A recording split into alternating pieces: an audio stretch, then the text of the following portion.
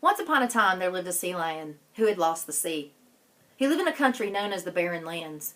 High on a plateau, far from any coast, it was a place so dry and dusty that it could only be called a desert. A kind of coarse grass grew in patches here and there, and there were a few trees scattered across the horizon, but mostly it was just dust. And sometimes wind, which together make one pretty thirsty. Of course, it may seem strange to you that such a beautiful creature should wind up in a desert at all. He was, after all, a sea lion. But things like this do happen. How the sea lion came to the Barren Lands, no one could remember. It all seemed so very long ago. So long, in fact, that it appeared as if he'd always been there. Not that he belonged in such an arid place.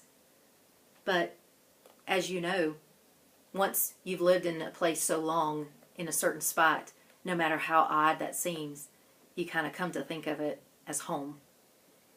That story is an excerpt from John Eldredge's book, The Journey of Desire.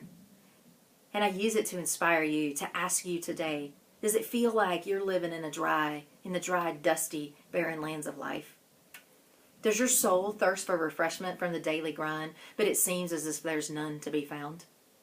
Do you exist in circumstances that you wouldn't have chosen for yourself, and even question sometimes how you even got there?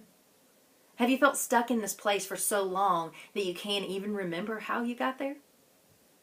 Are you the sea lion that's lost the sea?